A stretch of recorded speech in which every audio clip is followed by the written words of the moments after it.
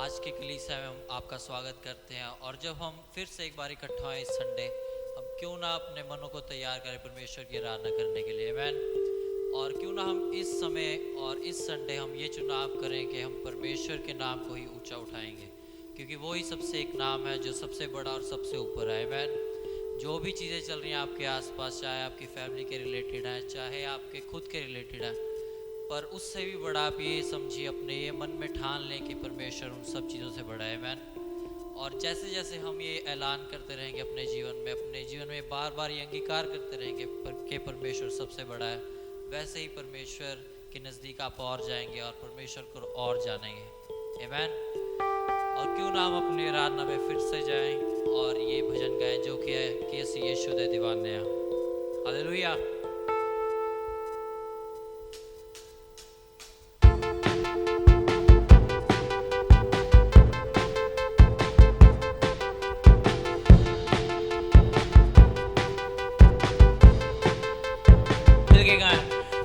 यीशु दे दीवाने ओ सारे जग तो बेगाने ओ असी यीशु दे दीवाने सारे जग तो बेगाने ओ लग ये तेरे तू कर ले शैताना साडा दिल यीशु ना दा दीवाना ए दे उत्ते तेरी जग दी बात ओ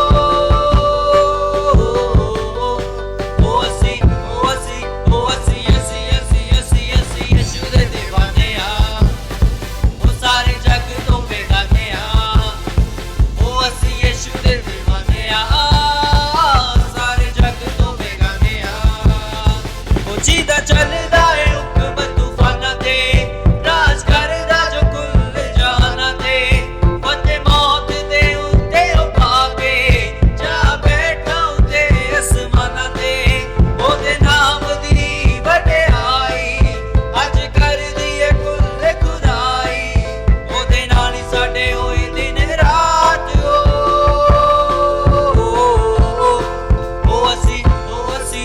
असी यीशु दे दीवाने ओ सारे जग तो बेगाने ओ असी यीशु दे दीवाने सारे जग तो बेगाने ओ असी रोए ते ओ गल नाल लाउंदा ए ओके मेरे सानू आउण बचाउंदा ए हर पले ओ खबर साडी रखदा साडे सुते होए भाग जगाउंदा ए ओदे नाम दी वडियाई अज कर दिए कुल खुदाई ओदे नाल ही साडे होए दिन रात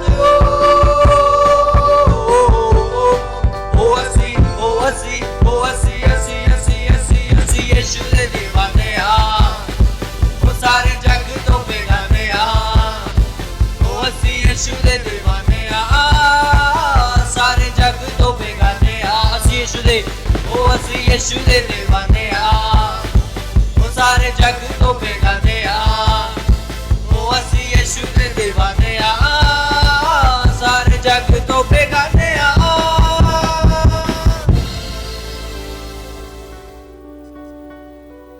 प्रभु, हम तेरे सामने आते हैं इस समय। प्रभु, तेरा धन्यवाद कि तूने इतने समय हमें संभाल के रखा प्रभु। और ये समय जब हम तेरे सामने आ रहे हैं प्रभु, हम एक नए समर्पण के साथ आते हैं। पवित्र आत्मा, हम तेरे साथ और समय बिताना चाहते हैं और ये समर्पण हम आज करते हैं।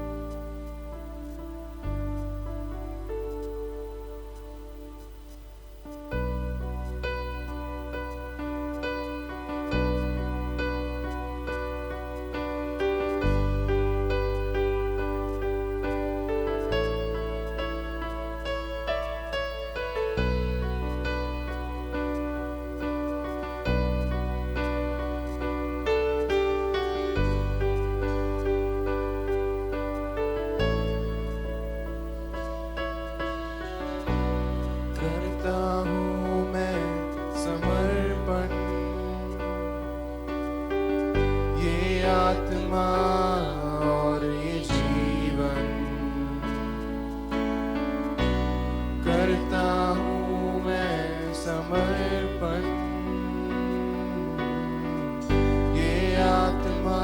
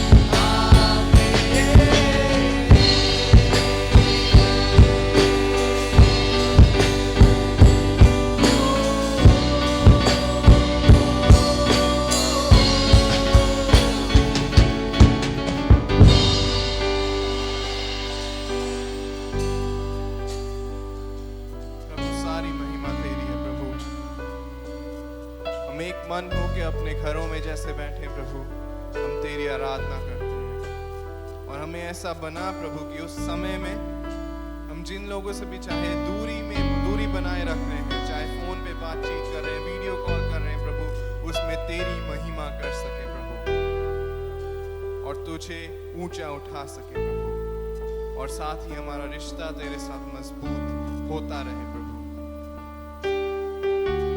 हम आगे आने वाले समय को तेरे पवित्र हाथों में सौंपते हैं और हम विश्वास करते हैं उन सभी चीजें जो आगे होंगी उससे आशीषित होंगे।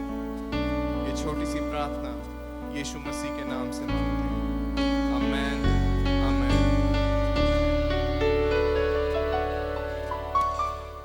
प्रभु ਦੀ ਸਤੁਤੀ ਹੋਵੇ ਅੱਜ ਦੇ ਆਰਾਧਨਾ ਦੇ ਲਈ ਤੇ ਉਨ ਸਾਰੇ ਨੌਜਵਾਨਾਂ ਦੇ ਲਈ ਜੋ ਸਮਾਂ ਕੱਢਦੇ ਹੋਏ ਪ੍ਰਭੂ ਦੇ ਭਵਨ ਵਿੱਚ ਆ ਪਾਏ ਤੇ ਉੱਥੇ ਸਾਰਾ ਰਿਕਾਰਡਿੰਗ ਕਰ ਸਾਡੀ ਅਗਵਾਈ ਆਰਾਧਨਾ ਦੇ ਵਿੱਚ ਕਰ ਪਾਏ। ਤੇ ਇਹ ਸਮਾਂ ਹੈ ਕਿ ਅਸੀਂ ਪ੍ਰਭੂ ਦੀ ਆਰਾਧਨਾ ਦੇਣ ਦੇ ਦੁਆਰਾ ਵੀ ਕਰ ਸਕੀਏ। ਦੇਣਾ ਸਗੋਂ ਇੱਕ ਬਹੁਤ ਹੀ ਮਹੱਤਵਪੂਰਨ ਆਰਾਧਨਾ ਦਾ ਤਰੀਕਾ ਹੈ ਤੇ ਖਾਸ ਤੌਰ 'ਤੇ ਔਖੇ ਸਮਾਂ ਦੇ ਵਿੱਚ ਜਦ ਅਸੀਂ ਹੁੰਦੇ ਹਾਂ ਉਹ ਇੱਕ ਤਰੀਕੇ ਦੇ ਨਾਲ ਇੱਕ ਪਰੀਖਿਆ ਦਾ ਵੀ ਸਮਾਂ ਹੁੰਦਾ ਹੈ। ਤੇ ਅੱਜ ਸਾਡੇ ਵਿੱਚ ਇੱਕ ਭਾਈ ਹੈ ਜੋ ਨੇਪਾਲ ਤੋਂ ਹੈ ਤੇ ਉਹਨਾਂ ਦੀ ਗਵਾਹੀ ਅਸੀਂ ਸੁਣਾਂਗੇ ਕਿ ਇਸ ਔਖੇ ਸਮਾਂ ਦੇ ਵਿੱਚ ਕਿਸ ਤਰੀਕੇ ਨਾਲ ਪਰਮੇਸ਼ਵਰ ਨੇ ਉਹਨਾਂ ਦੀ ਮਦਦ ਕੀਤੀ, ਜ਼ਰੂਰਤਾਂ ਨੂੰ ਪੂਰਾ ਕੀਤਾ ਤੇ ਸਿਰਫ ਜ਼ਰੂਰਤਾਂ ਨੂੰ ਪੂਰਾ ਹੀ ਨਹੀਂ ਕੀਤਾ ਤੇ ਉਸ ਦੇ ਵਿੱਚ ਵੀ ਜੋ ਉਹਨਾਂ ਨੇ ਪ੍ਰਭੂ ਦੇ ਲਈ ਖੁਸ਼ੀ ਦੇ ਨਾਲ ਦਿੱਤਾ ਵੀ ਸੀ। ਤੋ ਇਹ ਗਵਾਹੀ ਸੁਣਨ ਤੋਂ ਪਹਿਲਾਂ ਅਸੀਂ ਆਪਣੇ ਹੱਥਾਂ ਦੇ ਵਿੱਚ ਭੇਟ ਵੀ ਲਵਾਂਗੇ, ਪ੍ਰਾਰਥਨਾ ਕਰਾਂਗੇ ਤੇ ਉਸ ਤੋਂ ਬਾਅਦ ਇਸ ਗਵਾਹੀ ਨੂੰ ਅਸੀਂ ਸੁਣਾਂਗੇ। ਪਿਆਰੇ ਸਵਰਗੀ ਪਿਤਾ, ਧੰਨਵਾਦ ਦਿੰਦੇ ਹਾਂ ਕਿ ਅਸੀਂ ਤੁਹਾਡੀ ਆਰਾਧਨਾ ਦੇਣ ਦੇ ਦੁਆਰਾ ਵੀ ਕਰ ਸਕਦੇ ਹਾਂ। ਕਈ ਵਾਰੀ ਜਦ ਔਖੇ ਸਮਾਂ ਦਾ ਸਾਹਮਣਾ ਅਸੀਂ ਕਰਦੇ ਹਾਂ ਉਹ ਸਾਡੇ ਲਈ ਇੱਕ ਪਰੀਖਿਆ ਦਾ ਸਮਾਂ ਵੀ ਹੁੰਦਾ ਹੈ ਕਿ ਕੀ ਉਸ ਔਖੇ ਸਮਾਂ ਦੇ ਵਿੱਚ ਵੀ ਅਸੀਂ ਦੇਣ ਵਾਲੇ ਹਾਂ ਜਾਂ ਉਸ ਔਖੇ ਸਮਾਂ ਜਦ ਸੌਖਾ ਸਮਾਂ ਹੁੰਦਾ ਹੈ ਉਦੋਂ ਹੀ ਅਸੀਂ ਦਿੰਦੇ ਹਾਂ। ਪਰਮੇਸ਼ਵਰ, ਮੈਂ ਪ੍ਰਾਰਥਨਾ ਕਰਦਾ ਹਾਂ ਕਿ ਤੁਹਾਡੀ ਕਿਰਪਾ ਸਾਡੇ ਲਈ ਕਾਫੀ ਹੈ ਜਿਸ ਦੇ ਦੁਆਰਾ ਅਸੀਂ ਪਰਮੇਸ਼ਵਰ ਇਸ ਤਰੀਕੇ ਨਾਲ ਵੀ ਆਰਾਧਨਾ ਕਰ ਸਕਦੇ ਹਾਂ ਤੇ ਗਵਾਹੀ ਦੇ ਦੁਆਰਾ ਅਸੀਂ ਮਿਲ ਕੇ ਆਸ਼ੀਸ਼ ਪਾ ਸਕੀਏ ਤੇ ਤੁਹਾਡੀ ਸਤੁਤੀ ਆਰਾਧਨਾ ਦੇਣ ਦੇ ਦੁਆਰਾ ਵੀ ਕਰਨਾ ਚਾਹਾਂਗੇ। यीशु के नाम से प्रार्थना करते हाँ, आमेन। धन्यवाद करता हूँ परमेश्वर पिता को। मेरा नाम दल बहादुर पुनमगर है। मैं काम वॉचमैन करता हूँ। मार्च 22 में लॉकडाउन था। मैं ड्यूटी नहीं जा पा रहा था क्योंकि ड्यूटी जाने में पुलिस वालों पकड़ते हैं और मारपीट करके वो ऐसा ही ले जाते हैं, कहते थे, इसलिए मैं ड्यूटी नहीं जा रहा था। फिर मैं अप्रैल के 7-8 में से मैं ड्यूटी जाने शुरू किया तो 9 में से फिर मैं हौली करके पैसे इकट्ठे करने लगा। मैं सोचा भी नहीं था पैसे आएगा नहीं आएगा। फिर मैं पैसे इकट्ठे करने लगा तो लोगों के घर में जाने की शुरू किया। लोगों को पता नहीं, मेरे को ये भी नहीं पता था तो ड्यूटी नहीं आ रहा है, देंगे या नहीं देंगे।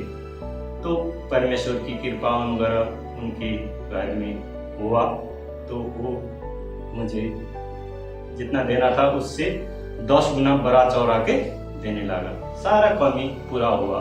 मैं सोचा भी नहीं था, सारा पूरा होके भी और बड़ा चौड़ा के आया मेरे पास। तो मैं परमेश्वर को धन्यवाद करता हूँ कि मैं इधर पास्टर के प्रचार सुन रहा था, पास्टर और पास्टरनी की, और उस प्रचार में मैं सुना सारपत की विधवा के घर में ऐसा कमी था, वो खत्म होने वाला था, अंतिम अवस्था था, वो परमेश्वर को विश्वास करने वाला था और उसका घर में एलिया के द्वारा आशीष गई। उनकी घाटे की मैदा कभी नहीं मुका, उनके कुपी का तेल भी कभी खत्म नहीं हुआ। तो यही प्रचार सुन के मेरे मन में भी गया, पर वो मेरे न सोचे हुए को भी देने वाला परमेश्वर है। तो मैं परमेश्वर की 10% वही 10 अंश परमेश्वर को दे रहा हूँ। मैं पास्टर को प्रचार सुन रहा था, 1 कदम तुम उठाओगे तो परमेश्वर 10 कदम उठाएगा। फिर मैं परमेश्वर की राज्य में मैं जानबूझ के नहीं, मेरे को नहीं पता था मिशन क्या है, कैसे करते हैं, वो मिशन के लिए मैं परमेश्वर की कदम उठाया तो परमेश्वर ने मेरे को बहुत ये आशीष दिया। ये समय है सूचनाओं का। आपको सूचित किया जाता है कि समय समय पर हफ्ते के दौरान विश्वासियों के लिए, अगुओं के लिए स्पेशल सभाएं रखी जाती है, जिसकी नोटिफिकेशन आपके व्हाट्सएप ग्रुप में दे दिया जाता है। हमारी आपसे विनती है कि आप प्लीज़ अपना WhatsApp time to time check करते रहें और जो समय और जो दिन बताया जाता है उसके अनुसार आप ज़रूर जूम मीटिंग में आए। साथ ही चिल्ड्रंस चर्च के लिए एक अनाउंसमेंट ये है कि सारी टीचर्स ने अपने क्लासेस को संडे इवनिंग का रख दिया है, संडे शाम का रख दिया है।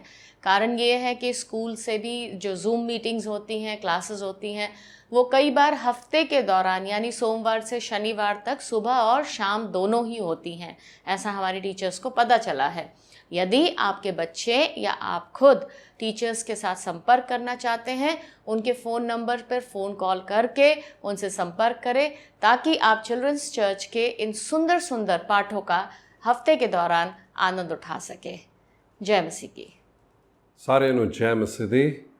ਅੱਜ ਦਾ ਦਿਨ ਇੱਕ ਬਹੁਤ ਹੀ ਵਿਸ਼ੇਸ਼ ਦਿਨ ਹੈ ਕਿਉਂਕਿ ਪੂਰੀ ਦੁਨੀਆ ਦੇ ਵਿੱਚ ਇਸ ਨੂੰ ਪੈਂਤੇਕੋਸਤ ਵਾਲਾ ਐਤਵਾਰ ਕਰਕੇ ਮਨਾਇਆ ਜਾ ਰਿਹਾ ਹੈ।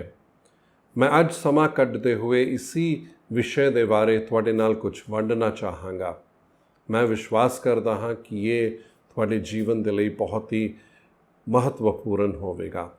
ਇਹਦੀ ਮੈਂ ਥੋੜ੍ਹੀ ਜਿਹੀ ਸ਼ੁਰੂਆਤ ਤੁਹਾਨੂੰ ਦੱਸਣਾ ਚਾਹਾਂਗਾ ਕਿ ਕਿਉਂ ਪੈਂਤੇਕੋਸਤ ਐਤਵਾਰ ਕਰਕੇ ਮਨਾਇਆ ਜਾ ਰਿਹਾ ਹੈ। ਸਗੋਂ ਤੁਸੀਂ ਇਹ ਘਟਨਾ ਚੇਲਿਆਂ ਦੇ ਕਰਤੱਵ ਜਾਂ ਹਿੰਦੀ ਦੇ ਵਿੱਚ ਪ੍ਰੇਰਿਤੋਂ ਕੇ ਕਾਮ, ਉਹਦੇ ਵਿੱਚ ਤੁਸੀਂ ਵੇਖ ਸਕਦੇ ਹੋ ਜਦ ਪ੍ਰਭੂ ਯੀਸ਼ੂ ਮਸੀਹ ਨੇ ਚੇਲਿਆਂ ਨੂੰ ਇਹ ਆਖਿਆ ਕਿ ਤੁਸੀਂ ਯਰੂਸ਼ਲਮ ਦੇ ਵਿੱਚ ਜਾ ਕੇ ਉਡੀਕ ਰੱਖੋ ਕਿ ਮੈਂ ਜੋ ਵਾਅਦਾ ਤੁਹਾਨੂੰ ਕੀਤਾ ਹੈ ਉਸ ਨੂੰ ਮੈਂ ਪੂਰਾ ਕਰ ਸਕਾਂ। ਅਤੇ ਉਸੀ ਤਰ੍ਹਾਂ ਸਾਰੇ ਜੋ ਚੇਲੇ ਸੀ, ਸਗੋਂ 120 ਲੋਕੀ ਸੀ ਜੋ ਉਸ ਉੱਪਰਲੇ ਕਮਰੇ ਵਿੱਚ ਪ੍ਰਾਰਥਨਾ ਦੇ ਵਿੱਚ ਉਡੀਕ ਰੱਖ ਰਹੇ ਸੀ ਕਿ ਪ੍ਰਭੂ ਯੀਸ਼ੂ ਮਸੀਹ ਦਾ ਵਾਅਦਾ ਪੂਰਾ ਹੋਵੇ। ਕੀ ਹੋਵੇਗਾ, ਕਿਸ ਤਰ੍ਹਾਂ ਹੋਵੇਗਾ, ਉਸ ਦਾ ਉਹਨਾਂ ਨੂੰ ਕੋਈ ਵੀ ਇੱਕ ਆਈਡੀਆ ਨਹੀਂ ਸੀ, ਪਰ ਵਿਸ਼ਵਾਸ ਦੇ ਨਾਲ ਉਹ ਉੱਥੇ ਉਡੀਕ ਰੱਖ ਰਹੇ ਸੀ। ਅਤੇ ਵਹੀ ਸਮਾਂ ਸੀ ਜਦ परमेश्वर ने वो अद्भुत काम किता सी। तो वो काम किस दिन किता सी? पेंतेकोस्त वाले दिन किता सी। थोड़ा जा पेंतेकोस्त करके उस विषय के बारे दसना चाहांगा, ठीक है। तो पेंतेकोस्त सगों वो एक त्यौहार यहूदियां दा सी। पसा तो 50 दिन बाद ये त्यौहार मनाया जांदा सी ਤੇ ਇਹ ਸਗੋਂ ਕਟਨੀ ਦਾ ਤਿਉਹਾਰ ਕਰਕੇ ਇਸ ਨੂੰ ਕਿਹਾ ਵੀ ਜਾਂਦਾ ਸੀ।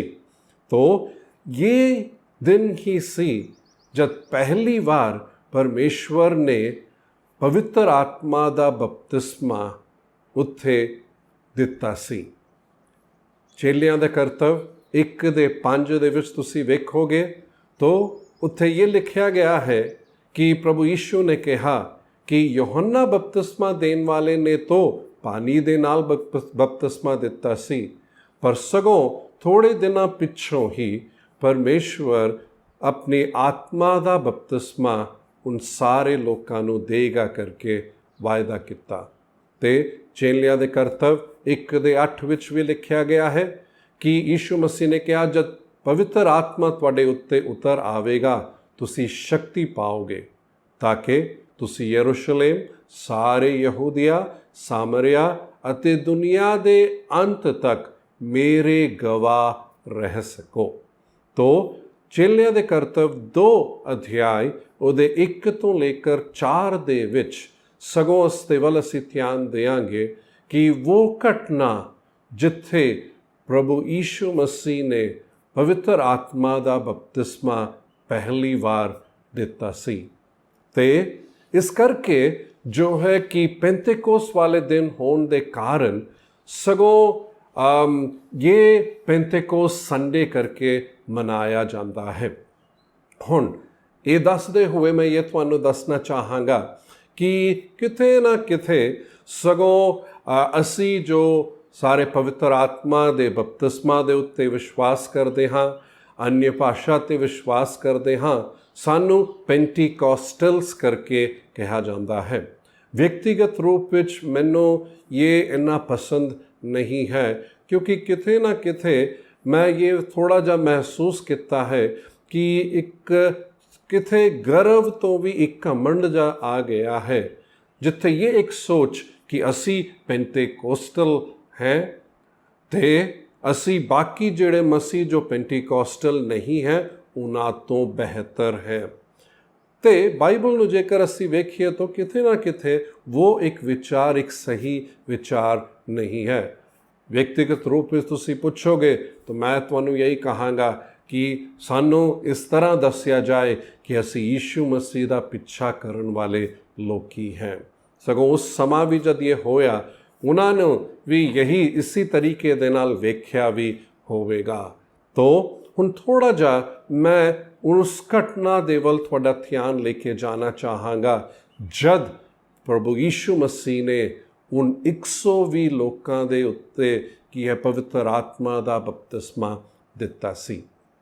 ਹੁਣ ਇਹ ਘਟਨਾ ਨੂੰ ਜੇਕਰ ਤੁਸੀਂ ਵੇਖੋਗੇ ਤਾਂ ਉਹ 120 ਲੋਕੀ ਇੱਕ किराए दे मकान या पता नहीं कितने इस तरह दे एक थां दे सी थोड़ा जा मतलब की होवेगा आगे एक आइडिया नहीं, पर उसी वचन को लेकर जो यीशु मसीह ने कहा कि प्रभु यीशु ने वायदा दिता, प्रभु यीशु ने क्या यरूशलेम दे विच उड़ीक रखो असी इत्थे हाँ, तो वो सारे उस उपरले कमरे दे विच सगों उड़ीक रख रहे सी। ते मैं वो वायदा जो प्रभु यीशु ने कहा उस वायदे नूं असी सगों पुराने नियम दे विच वेख सकते हाँ, जो योएल दी किताब उसके 2 अध्याय दे 28 अते 29 दे विच वेखते हाँ। मैं थोड़ा जा उसनूं मैं पढ़ना भी चाहांगा। तुहाडे कोल बाइबल होवे तो योएल दी किताब 2 दा 28 अते 29 नूं किरपा करके कढना। ते वो इस तरह पढ़दा है, ਇਹਦੇ ਮਗਰੋਂ ਇਹੋ ਹੋਵੇਗਾ ਕਿ ਮੈਂ ਆਪਣਾ ਆਤਮਾ ਸਾਰੇ ਸਰੀਰਾਂ ਉੱਤੇ ਵਹਾਵਾਂਗਾ ਅਤੇ ਤੁਹਾਡੇ ਪੁੱਤਰ ਅਤੇ ਤੁਹਾਡੇ ਧੀਆਂ ਅਗਮਵਾਕ ਕਰਨਗੇ, ਤੁਹਾਡੇ ਬੂੜੇ ਸੁਪਨੇ ਵੇਖਣਗੇ, ਤੁਹਾਡੇ ਜਵਾਨ ਦਰਸ਼ਨ ਵੇਖਣਗੇ। ਨਾਲੇ ਮੈਂ ਦਾਸਾਂ ਅਤੇ ਦਾਸੀਆਂ ਉੱਤੇ उन्हीं दिना अपना आत्मा वहावांगा। इसी वायदे दे बारे सगों यीशु मसीह चेलियां नूं दस रहा सी। तो असी जद वेखदे हाँ कि वो चेले जद उस कमरे दे विच उड़ीक रख रहे सी, उत्थे कुछ गल्लां हुई हैं। 3 मुख गल्लां हैं जिस दे वल तुहाडा ध्यान ले जाना चाहांगा। तो चेलियां दा करतव 2 अध्याय दा 1 ਤੋਂ लेकर 4 ਕਿਰਪਾ ਕਰਕੇ ਆਪਣੇ ਬਾਈਬਲ ਵਿੱਚੋਂ ਤੁਸੀਂ ਕੱਢਣਾ। तो ਅਸੀਂ ਵੇਖਦੇ ਹਾਂ ਕਿ ਜਦ ਪੈਂਤੇਕੋਸਤ ਦਾ ਦਿਨ ਆਇਆ ਉਹ ਸਭ ਇੱਕ ਥਾਂ ਇਕੱਠੇ ਸਨ।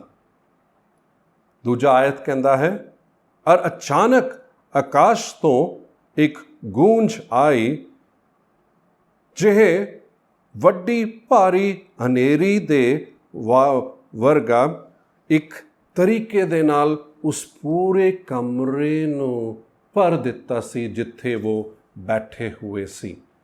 ਦੂਜਾ ਜੋ ਉੱਥੇ ਹੋਇਆ ਉਹਨਾਂ ਨੇ ਅੱਗ ਨੂੰ ਵੇਖਿਆ ਜੋ ਵੱਖਰਾ ਹੋ ਕੇ ਹਰ ਇੱਕ ਦੇ ਉੱਤੇ ਜਾ ਕੇ ਠਹਿਰ ਗਿਆ। ਤੇ ਫਿਰ ਬਾਈਬਲ ਚੌਥੇ ਆਇਤ ਦੇ ਵਿੱਚ ਕਹਿੰਦੀ ਹੈ कि वो सारे आत्मा दे नाल भरपूर हो गए ते वो वक्री वक्री बोलियां बोलन लग गए। हुण इस तो पहला कि मैं इस वचन दे वल ध्यान भी तुहाडा लेके जावां, एक गल मैं तुहानूं स्पष्ट करना चाहता हाँ कि बाइबल उस त्रिएक परमेश्वर ਦੇ ਬਾਰੇ ਦੱਸਦਾ ਹੈ। ਪਰਮੇਸ਼ਵਰ ਇੱਕ, ਜਿਸ ਦਾ ਪਰਮੇਸ਼ਵਰਤਵ ਪਿਤਾ, ਪੁੱਤਰ ਅਤੇ ਪਵਿੱਤਰ ਆਤਮਾ ਦੇ ਨਾਲ ਸੰਪੂਰਨ ਹੁੰਦਾ ਹੈ। ਤੇ ਪਵਿੱਤਰ ਆਤਮਾ ਇਹ ਇੱਕ ਸ਼ਕਤੀ ਨਹੀਂ, ਪਰ ਪਵਿੱਤਰ ਆਤਮਾ ਇੱਕ ਵਿਅਕਤੀ ਹੈ।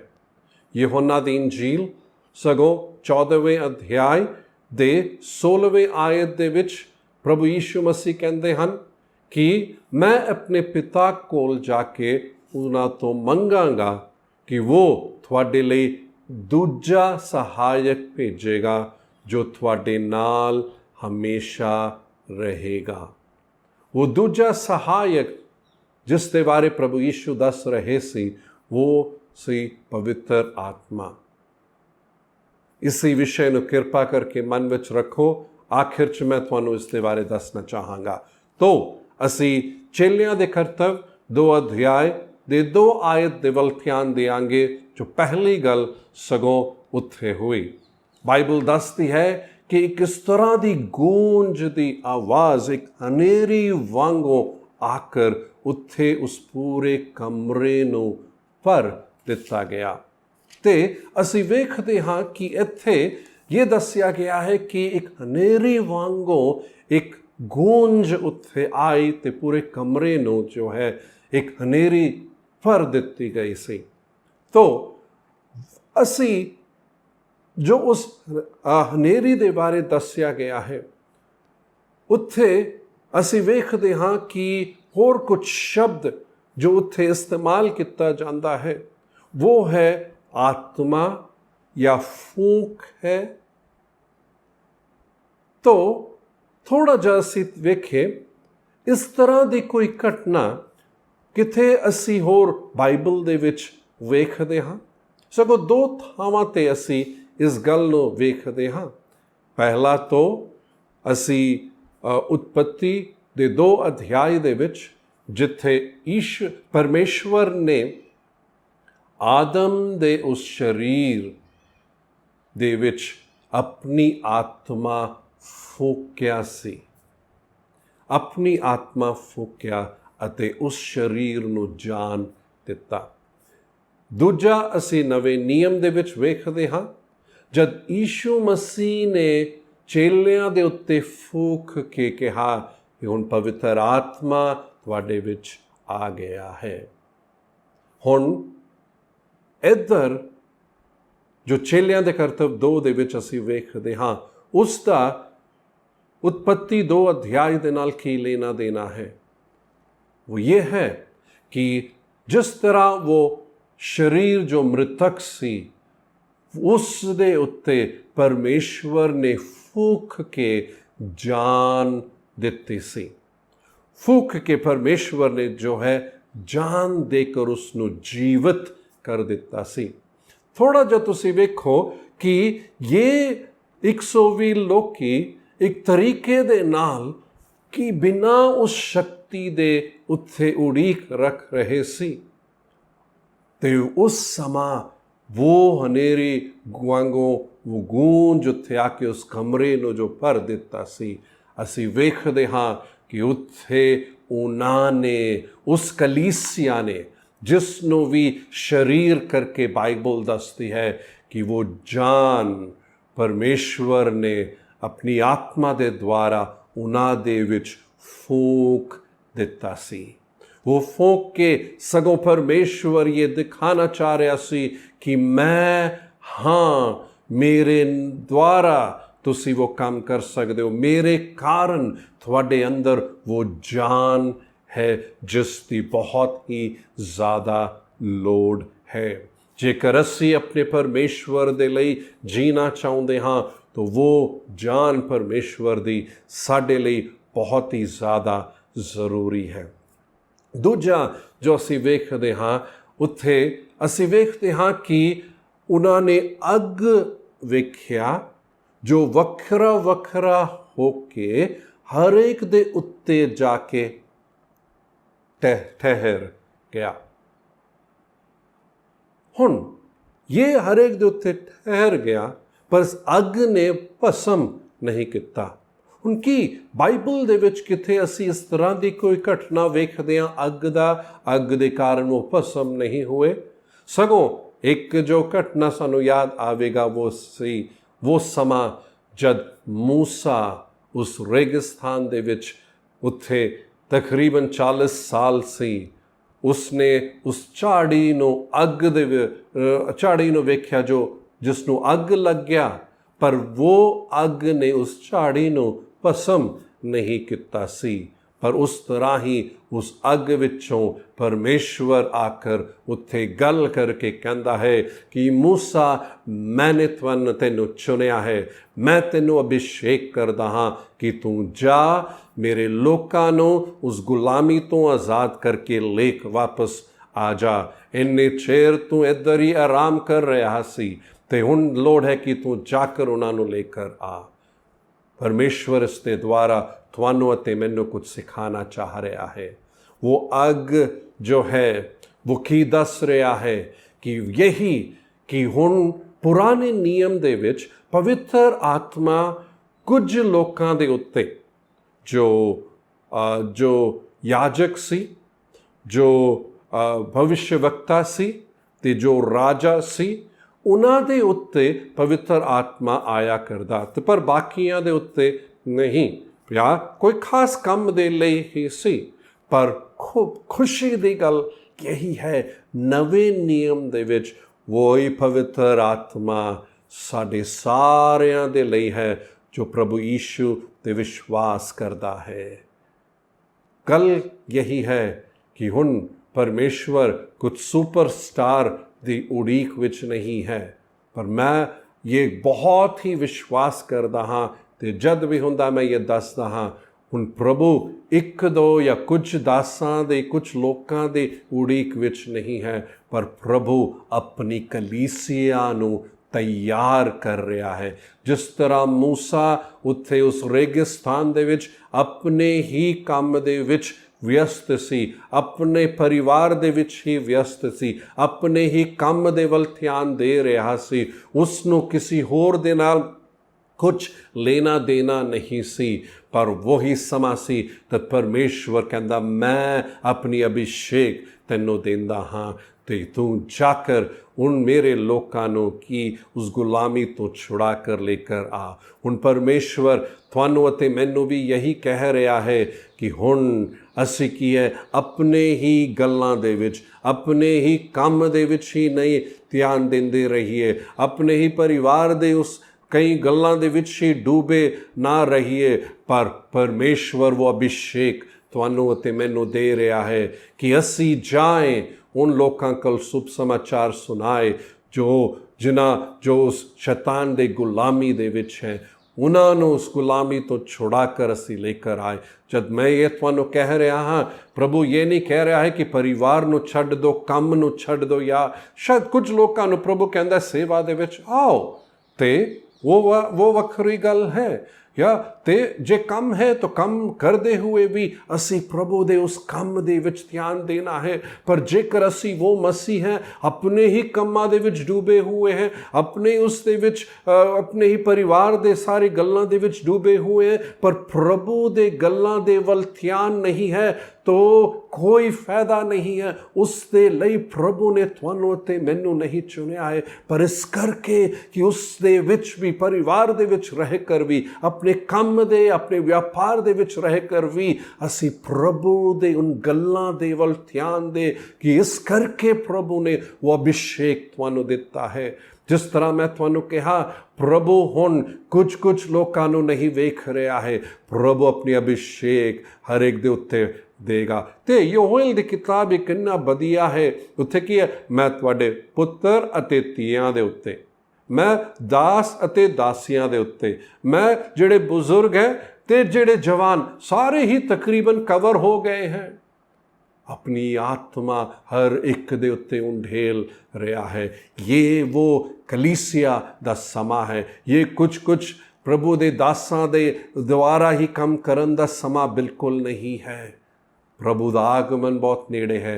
ਇਹ ਉਹ ਸਮਾਂ ਹੈ ਜਦ ਪ੍ਰਭੂ ਹਰ ਇੱਕ ਨੂੰ ਇਸਤੇਮਾਲ ਕਰਨਾ ਚਾਹੁੰਦਾ ਹੈ ਕਿ ਤੁਸੀਂ ਤਿਆਰ ਹੋ। ਤੀਜੀ ਗੱਲ ਜੋ ਅਸੀਂ ਉੱਥੇ ਸਗੋਂ ਵੇਖਦੇ ਹਾਂ, ਉਹ ਵੱਖਰੀ ਵੱਖਰੀ ਬੋਲੀਆਂ ਬੋਲਣ ਲੱਗੇ। ਸਗੋਂ ਜਦ ਉਹ ਉੱਥੇ ਸੀ, ਪੈਂਤੇਕੋਸ ਵਾਲਾ ਦਿਨ ਸੀ, ਤੇ ਬਾਈਬਲ ਕਹਿੰਦੇ ਉਸ ਤੋਂ ਬਾਅਦ ਦੇ ਆਇਤਾਂ ਨੂੰ ਤੁਸੀਂ ਪੜ੍ਹੋਗੇ, ਵੱਖਰੇ ਵੱਖਰੇ ਦੇਸ਼ਾਂ ਤੋਂ ਵੱਖਰੀ ਵੱਖਰੀ ਬੋਲੀਆਂ ਬੋਲਣ ਵਾਲੇ ਲੋਕੀ, ਵੱਖਰੇ ਵੱਖਰੇ ਸੰਸਕ੍ਰਿਤੀ ਦੇ ਲੋਕੀ ਸਾਰੇ ਉੱਥੇ ਇਕੱਠੇ ਹੋਏ ਸੀ। ਤੇ ਜਦ ਇਹ अन्य ਭਾਸ਼ਾ ਦੇ ਵਿੱਚ ਬੋਲਣ ਲੱਗੇ, वो ਲੋਕੀ ਹੈਰਾਨ ਹੋ ਗਏ, ਅਰੇ ਇਹ ਅਨਪੜ੍ਹ ਲੋਕੀ ਮੇਰੀ ਬੋਲੀ ਬੋਲ ਰਹੇ ਹਨ ਜੋ ਇਹਨਾਂ ਨੂੰ ਪਹਿਲੇ ਪਤਾ ਹੀ ਨਹੀਂ ਸੀ। ਹੁਣ ਕੀ ਇਸ ਤਰ੍ਹਾਂ ਦੀ ਕੋਈ ਘਟਨਾ ਅਸੀਂ ਕਿਤੇ ਹੋਰ ਬਾਈਬਲ ਦੇ ਵਿੱਚ ਵੇਖਦੇ ਹਾਂ? ਹਾਂ, ਅਸੀਂ ਵੇਖਦੇ ਹਾਂ। ਉਹ ਹੈ ਉਤਪੱਤੀ 11ਵੇਂ ਅਧਿਆਇ ਦੇ ਵਿੱਚ, ਜਦ ਉਹ ਲੋਕੀ ਬਾਬੇਲ ਦੇ ਮੀਨਾਰ ਨੂੰ ਬਣਾਉਣ ਦੇ ਉਸ ਕੰਮ ਦੇ ਵਿੱਚ ਜੁਟੇ ਹੋਏ ਸੀ। ਇਹ ਸਗੋਂ ਉਹ ਲੋਕੀ ਸੀ ਜੋ ਆਪਣੇ ਸਵੈ ਸ਼ਕਤੀ ਦੇ ਨਾਲ वो काम कर रहे सी, अपने ਲਈ वो काम कर रहे सी। ਉਹਨਾਂ ਦਾ ਭਰੋਸਾ ਪਰਮੇਸ਼ਵਰ ਦੇ ਉੱਤੇ ਬਿਲਕੁਲ ਵੀ ਨਹੀਂ ਸੀ। ਉਹਨਾਂ ਦਾ ਧਿਆਨ ਸਿਰਫ ਆਪਣੇ ਵੱਲ ਹੀ ਸੀ, ਆਪਣੀ ਹੀ ਮਹਿਮਾ, ਆਪਣਾ ਹੀ ਨਾਂ ਉਹ ਚਾਹ ਰਹੇ ਸੀ। ਉੱਥੇ ਪਰਮੇਸ਼ਵਰ, ਬਾਈਬਲ ਕਹਿੰਦੀ ਹੈ ਕਿ ਉਹਨਾਂ ਨੂੰ ਵੱਖਰੀ ਵੱਖਰੀ ਬੋਲੀਆਂ ਦਾ ਬੋਲਣ ਦੀ ਸ਼ਕਤੀ ਦੇ ਕਰ वो सारे लोग उत्थे तो इधर उधर चले गए। हुण परमेश्वर ने वो काम उत्थे जद किता सी, सोच के वेखो थोड़ा जा उस तरह के माहौल जिथे लोकी जो हैं आए हैं, तो लोकी जिवें असी अपना घर बना रहे हैं, मिस्त्री लगे हुए हैं, मजदूर लगे हुए हैं, सो जरा सोच के देखो असी भी उस काम दे विच हैं उत्थे, ते हर रोज़ मिल रहे हैं, उन्हां दे नाल गलबात कर रहे हैं। 4 5 6 महीने हो गए, फिर अचानक एक दिन जब असी आ रहे काम करन लई, वो ਉਹਦੇ ਨਾਲ ਗੱਲ ਕਰ ਰਹੇ, ਉਸਨੂੰ ਸਾਡੀ ਗੱਲ ਨਹੀਂ ਸਮਝ ਆ ਰਹੀ ਹੈ, ਤੇ ਸਾਨੂੰ ਉਸ ਦੀ ਗੱਲ ਨਹੀਂ ਸਮਝ ਆ ਰਹੀ। ਕਹ ਰਹੇ ਹੋ ਕੀ ਰਿਹਾ, ਇਹ ਕਿਤੇ ਪਾਗਲ ਤਾਂ ਨਹੀਂ ਹੋ ਗਿਆ ਹੈ? ਤੇ ਕਿਤੇ ਨਾ ਕਿਤੇ ਇੱਕ ਆਧ ਬੰਦਾ ਮਿਲ ਜਾਂਦਾ ਹੈ, ਅਰੇ ਤੈਨੂੰ ਮੇਰੀ ਭਾਸ਼ਾ ਮਾਲੂਮ ਹੈ, ਪਤਾ ਨਹੀਂ ਉਹ ਪਾਗਲ ਹੋ ਗਿਆ ਕਿ ਪੀਕਰ ਆਇਆ ਹੈ, ਕਿਸ ਤਰ੍ਹਾਂ ਕਰਕੇ। तो उस माहौल ਦੇ ਵਿੱਚ ਕੀ ਹੋਇਆ, ਪਰਮੇਸ਼ਵਰ ਉੱਥੇ बंटवारा लेकर आया। बंटवारा इस करके लेकर आया क्योंकि उन्हां दा लक्ष्य बिल्कुल ही गलत सी। हुण इत्थे ਵੱਖਰੀ ਬੋਲੀਆਂ ਬੋਲਣ ਦੀ ਸ਼ਕਤੀ ਪ੍ਰਭੂ ਨੇ ਦਿੱਤੀ, ਪਰ ਇੱਥੇ ਬਟਵਾਰੇ ਦੇ ਲਈ ਨਹੀਂ, ਇੱਕ ਹੋਣ ਲਈ। ਹਾਲੇਲੂਇਆ, ਇੱਕ ਹੋਣ ਲਈ। ਕਿਉਂ? ਇੱਥੇ ਆਪਣੇ ਰਾਜ ਦੇ ਬਾਰੇ ਲੋਕੀ ਨਹੀਂ, ਪਰ ਇੱਥੇ ਪ੍ਰਭੂ ਯੀਸ਼ੂ ਦੇ ਰਾਜ ਨੂੰ ਸਥਾਪਿਤ ਕਰਨ ਲਈ ਪ੍ਰਭੂ ਉਹ अन्य ਭਾਸ਼ਾ ਦਾ ਵਰਦਾਨ ਸਾਨੂੰ ਦਿੰਦਾ ਹੈ। ਕਿਉਂ ਉਹ ਸਾਨੂੰ ਦਿੰਦਾ ਹੈ? ताकि असी की है अपनी उन्नति भी करे, ताकि उस दे द्वारा पवित्र आत्मा दे वरदान दा काम भी हो सके, जिस दे द्वारा प्रभु यीशु दे देह दी उन्नति सगों हो सके, लोकां दी बढ़ोतरी हो सके, लोकी उस दे विच वध के की है प्रभु दे राज्य दे नूं स्थापित कर सके। 2 मिनट सोच के वेखो, वो अनुभव कुछ गल्लां सानू ਦੱਸਦੀ ਹੈ। ਇਨ ਸਾਰੀ ਗੱਲਾਂ ਦੇ ਵਿੱਚ ਪੈਂਤੇਕੋਸ ਵਾਲਾ ਦਿਨ ਅਸੀਂ ਜੋ ਮਨਾ ਰਹੇ ਹਾਂ, ਖਾਸ ਧਿਆਨ ਪਵਿੱਤਰ ਆਤਮਾ ਦੇ ਉਸ ਬਪਤਿਸਮਾ ਦੇ ਬਾਰੇ ਹੈ। ਇੱਥੇ ਇੱਕ ਗੱਲ ਕਹਿ ਕੇ ਮੈਂ ਸਮਾਪਤ ਕਰਨਾ ਚਾਹਾਂਗਾ, ਉਹ ਇਹ ਹੈ ਕਿ ਜਦ ਅਸੀਂ ਵੇਖਿਆ ਕਿ ਉੱਥੇ ਉਹ ਇੱਕ ਇਸ ਤਰ੍ਹਾਂ ਦੇ ਹਨੇਰੀ ਨੇ ਆ ਕਰ ਉਸ ਕਮਰੇ ਨੂੰ ਭਰ ਦਿੱਤਾ ਸੀ ਕਿ ਉਹ ਦੱਸ ਰਿਹਾ ਹੈ ਪ੍ਰਭੂ ਦੀ ਲੋੜ ਸਾਨੂੰ ਹੈ, ਪ੍ਰਭੂ ਦੇ ਜੀਵਨ ਦੀ ਲੋੜ ਸਾਨੂੰ ਹੈ। ਅਸੀਂ ਜੋ ਵੱਖਰੇ ਵੱਖਰੇ ਹੋ ਕੇ ਹਰ ਇੱਕ ਦੇ ਉੱਤੇ ਠਹਿਰ ਗਏ ਹੈ, ਉੱਥੇ ਕੀ ਦੱਸ ਰਿਹਾ ਹੈ ਕਿ ਉਹ ਅਭਿਸ਼ੇਕ ਸਿਰਫ ਕੁਝ ਲੋਕਾਂ ਲਈ ਨਹੀਂ ਹੈ। ਪ੍ਰਭੂ ਸਿਰਫ ਕੁਝ ਹੀ ਲੋਕਾਂ ਨੂੰ ਇਸਤੇਮਾਲ ਨਹੀਂ ਕਰਨਾ ਚਾਹ ਰਿਹਾ ਹੈ। ਜੇਕਰ ਤੁਸੀਂ ਸੋਚਦੇ ਹੋ ਪਾਸਟਰ ਹੈ, ਕੁਝ ਅਗੁਵੇ ਹੈ, ਉਹਨਾਂ ਨੂੰ ਇਸਤੇਮਾਲ, ਮੈਨੂੰ ਨਹੀਂ, ਤਾਂ ਇਹ ਸੋਚ ਬਾਈਬਲ ਦੇ ਮੁਤਾबिक ਬਿਲਕੁਲ ਹੀ ਗਲਤ ਹੈ। ਪ੍ਰਭੂ ਹਰ ਇੱਕ ਨੂੰ ਇਸਤੇਮਾਲ ਕਰਨਾ ਚਾਹ ਰਿਹਾ ਹੈ।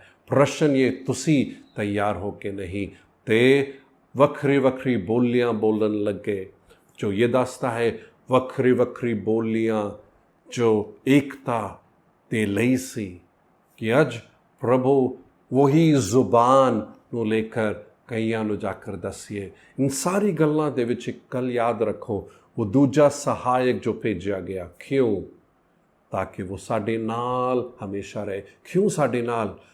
ਯਾਦ ਰੱਖੇ, ਇਨ ਸਾਰੇ ਅਨੁਭਵ, ਇਨ ਸਾਰੀ ਗੱਲਾਂ ਦੇ ਵਿੱਚ ਬੁਨਿਆਦ ਇਹ ਹੈ ਕਿ ਪ੍ਰਭੂ ਚਾਹੁੰਦਾ ਹੈ ਕਿ ਤੁਹਾਡਾ ਅਤੇ ਮੇਰਾ ਰਿਸ਼ਤਾ ਪਵਿੱਤਰ ਆਤਮਾ ਦੇ ਕਰੀਬੀ ਰਿਸ਼ਤਾ ਰਹੇ। ਪ੍ਰਭੂ ਇਹ ਪਵਿੱਤਰ ਆਤਮਾ ਦੇ ਕਰੀਬ ਅਸੀਂ ਆ ਸਕੀਏ। ਬੈਨੀ ਹਿੰਨ ਨੇ ਇੱਕ ਬਹੁਤ ਵਧੀਆ ਕਿਤਾਬ ਲਿਖਿਆ, ਗੁੱਡ ਮਾਰਨਿੰਗ ਹੋਲੀ ਸਪਿਰਿਟ। ਕਹਿਣ ਦਾ ਮਤਲਬ ਜਦ ਸਵੇਰੇ ਜਾਗਦੇ ਹੋ ਤਾਂ ਜਾਗੋ ਤਾਂ ਪਵਿੱਤਰ ਆਤਮਾ ਨੇ ਕਹੋ ਗੁੱਡ ਮਾਰਨਿੰਗ। ਕਹਿਣ ਦਾ ਇਹ ਮਤਲਬ ਸਵੇਰੇ ਤੋਂ ਹੀ ਉੱਠਦੇ ਸਾਰੀ ਇਹ ਕਹਾ ਕਿ ਮੈਨੂੰ ਪਵਿੱਤਰ ਆਤਮਾ ਤੁਹਾਡੀ ਲੋੜ ਹੈ। ਸਿਰਫ ਲੋੜ ਹੀ ਨਹੀਂ, ਕਿਉਂਕਿ ਕਈ ਵਾਰੀ ਲੋੜ ਕਹਿੰਦੇ ਕਿਉਂਕਿ ਮੈਨੂੰ ਕੁਛ ਹੈ, ਕੁਛ ਜ਼ਰੂਰਤ ਹੈ, ਇਸ ਕਰਕੇ ਨਹੀਂ, ਪਰ ਪਵਿੱਤਰ ਆਤਮਾ ਤੁਹਾਡੇ ਕਰੀਬ ਰਹਿ ਕਰ, ਮੈਂ ਤੁਹਾਡੀ ਸ਼ਕਤੀ ਪਾकर ਮੈਂ ਕਿਸ ਤਰ੍ਹਾਂ ਦਾ ਜੀਵਨ ਜੀਆਂ ਜਿਸ ਦੇ ਦੁਆਰਾ ਤੁਸੀਂ ਖੁਸ਼ ਹੋ, ਜੋ ਇੱਕ ਗਵਾਹੀ ਦਾ ਜੀਵਨ ਹੈ। ਕਿਉਂਕਿ ਵਹੀ ਆਤਮਾ ਸਾਨੂੰ ਦਿੱਤਾ ਗਿਆ, ਆਤਮਾ ਦੇ ਬਪਤਿਸਮਾ ਇਸ ਕਰਕੇ ਦਿੱਤਾ ਗਿਆ ਤਾਂ ਕਿ ਤੁਸੀਂ ਅਤੇ ਮੈਂ ਉਹਦੇ ਗਵਾਹ ਰਹੇ। ਕਿੱਥੇ? ਯਰੂਸ਼ਲਮ, ਸਾਰੇ ਯਹੂਦੀਆ, ਸਾਮਰੀਆ, ਦੁਨੀਆ ਦੇ ਅੰਤ ਤੱਕ। ਕਹਿਣ ਦਾ ਮਤਲਬ ਜਿੱਥੇ ਵੀ ਅਸੀਂ ਜਾਂਦੇ ਹਾਂ, ਆਪਣੇ ਕੰਮ ਦੇ ਥਾਂ 'ਤੇ, ਆਪਣੇ ਕਾਲਜ ਹੈ, ਸਕੂਲ ਹੈ, ਰਿਸ਼ਤੇਦਾਰਾਂ ਦੇ ਵਿੱਚ ਹੈ, ਮੁਹੱਲੇ ਦੇ ਵਿੱਚ ਹੈ, ਆਪਣੇ ਘਰ ਹੈ, ਉਸ ਦੇ ਲਈ ਗਵਾਹ ਬਣ ਸਕੇ। ਅੱਜ ਅਸੀਂ ਪੈਂਤੇਕੋਸਤ ਵਾਲੇ ਦਿਨ ਮੈਂ ਤੁਹਾਨੂੰ ਪ੍ਰੋਤਸਾਹਿਤ ਕਰਨਾ ਚਾਹੁੰਦਾ, ਥੋੜ੍ਹਾ ਜਿਹਾ ਅਸੀਂ ਸਮਾਂ ਕੱਢੇ ਪ੍ਰਭੂ ਦੇ ਵਚਨ ਦੇ ਵੱਲ, ਇਨ ਗੱਲਾਂ ਦੇ ਵੱਲ ਧਿਆਨ ਦੇ ਕਰ ਸਾਡੀ ਇਹ ਪ੍ਰਾਰਥਨਾ ਰਹੇ। ਮੈਂ ਹਰ ਇੱਕ ਨੂੰ ਕਹਿਣਾ ਚਾਹਾਂਗਾ ਕਿ ਇਹ ਅੱਜ ਦੇ ਦਿਨ ਥੋੜ੍ਹਾ ਜਿਹਾ ਸਮਾਂ ਕੱਢੋ, ਘੱਟੋ ਘੱਟ ਅੱਧਾ ਘੰਟਾ ਸਮਾਂ ਵੱਖਰਾ ਕੱਢੋ, ਪਵਿੱਤਰ ਆਤਮਾ ਦੇ ਨਾਲ ਸਮਾਂ ਬਿਤਾਓ। ਇਸ ਵਚਨ ਨੂੰ ਲੈ ਕੇ ਕਹੋ, ਪ੍ਰਭੂ ਮੈਂ ਤਿਆਰ ਹਾਂ, ਮੈਨੂੰ ਇਸਤੇਮਾਲ ਕਰੋ। क्यों ना ਅਸੀਂ अपने ਅੱਖਾਂ ਨੂੰ ਬੰਦ करके प्रार्थना करें। प्यारे स्वर्गीय पिता, ਅਸੀਂ ਧੰਨਵਾਦ ਦਿੰਦੇ ਹਾਂ ਕਿ ਤੁਸੀਂ ਉਹ ਪਰਮੇਸ਼ਵਰ ਹੋ ਜੋ ਵਾਅਦਿਆਂ ਨੂੰ ਪੂਰਾ ਕਰਦੇ ਹੋ। ਇਹ ਵਾਅਦਾ ਜੋ ਪਵਿੱਤਰ ਆਤਮਾ ਦੇ ਬਪਤਿਸਮਾ ਦਾ ਤੁਸੀਂ ਦਿੱਤਾ ਸੀ, ਉਹ ਇੱਕ ਵਾਅਦਾ ਤੁਸੀਂ ਪੈਂਤੇਕੋਸਤ ਵਾਲੇ ਦਿਨ ਪੂਰਾ ਕੀਤਾ। ਉਸੇ ਗੱਲ ਨੂੰ ਮਨ ਵਿੱਚ ਰੱਖਦੇ ਹੋਏ ਜੋ ਅੱਜ ਦੇ ਦਿਨ ਅਸੀਂ ਇਸ ਨੂੰ ਮਨਾ ਰਹੇ ਹਾਂ, ਅਸੀਂ ਪ੍ਰਭੂ ਸਿਰਫ ਮਨਾ ਕਰ ਭੁੱਲਣਾ ਨਹੀਂ ਚਾਹੁੰਦੇ, ਪਰ ਇਸ ਦੇ ਵਿੱਚ ਜੋ ਗੱਲਾਂ ਹੋਈ ਹੈ ਉਸ ਦੇ ਦੁਆਰਾ ਅਸੀਂ ਕੁਝ ਮਹੱਤਵਪੂਰਨ ਪਾਠ ਸਿੱਖ ਸਕਦੇ ਹਾਂ। ਉਨ ਗੱਲਾਂ ਨੂੰ ਸਿੱਖ ਕੇ ਜਾਣ ਕਰ ਪ੍ਰਭੂ, ਯਹੀ ਮੇਰੀ ਪ੍ਰਾਰਥਨਾ ਅਸੀਂ ਸਾਰੇ ਪ੍ਰਭੂ ਇਸ ਪਾਠ ਨੂੰ ਸਿੱਖ ਲੈ ਕਿ ਸਾਨੂੰ ਪਵਿੱਤਰ ਆਤਮਾ ਦੀ ਲੋੜ ਹੈ। ਇਸ ਪਾਠ ਨੂੰ ਅਸੀਂ ਸਿੱਖ ਲੈ ਕਿ ਅਸੀਂ ਆਪਣੇ ਜੀਵਨ ਦੇ ਵਿੱਚ ਅਸੀਂ ਉਸ ਅਭਿਸ਼ੇਕ ਨੂੰ ਪਾ ਕਰ ਹਰ ਇੱਕ ਜੋ ਪ੍ਰਭੂ 'ਤੇ ਵਿਸ਼ਵਾਸ ਕਰਦਾ ਹੈ ਉਸ ਦੇ ਗਵਾਹ ਬਣ ਕਰ ਉਸ ਦੇ ਸ਼ੁਭ ਸੰਦੇਸ਼ ਨੂੰ ਵਾਕਿਆ ਤੱਕ ਪਹੁੰਚਾਏ। ਅਸੀਂ ਵੱਖਰੀ ਬੋਲੀਆਂ ਦਾ ਉਸ ਅਨੁਭਵ ਨੂੰ ਜਾਣ ਕਰ ਯਹੀ ਜਾਣ ਸਕੇ ਆਪਣੇ ਉਸੀ ਜ਼ੁਬਾਨ 'ਤੇ ਵੀ ਜਿਹਦੇ ਨਾਲ ਅਸੀਂ ਕਈਆਂ ਨੂੰ ਜਾ ਕਰ ਸ਼ੁਭ ਸੰਦੇਸ਼ ਪਹੁੰਚਾਉਣ ਵਾਲੇ ਬਣ ਜਾਏ। ਪ੍ਰਭੂ ਹਰ ਇੱਕ ਜੋ ਅੱਜ ਦੇ ਦਿਨ ਇਸ ਨੂੰ ਸੁਣ ਰਿਹਾ ਹੈ, ਮੇਰੀ ਯਹੀ ਪ੍ਰਾਰਥਨਾ ਹੈ ਕਿ ਤੁਹਾਡਾ ਕੰਮ ਇਹਨਾਂ ਦੇ ਜੀਵਨ ਦੇ ਵਿੱਚ ਹੋਵੇ। ਹਰ ਇੱਕ ਵਿਸ਼ਵਾਸੀ ਪ੍ਰਭੂ ਅਸੀਂ ਤੁਹਾਡੇ ਗਵਾਹ ਬਣ ਜਾਏ ਪਰਮੇਸ਼ਵਰ, ਅਭਿਸ਼ੇਕ ਦੇ ਵਿੱਚ ਭਰਪੂਰ ਹੋ ਕਰ ਤੁਹਾਡੇ ਗਵਾਹ ਬਣ ਸਕੇ। ਯੀਸ਼ੂ ਦੇ ਨਾਂ 'ਤੇ ਪ੍ਰਭੂ ਮੈਂ ਪ੍ਰਾਰਥਨਾ ਕਰਦਾ, ਆਮੈਨ।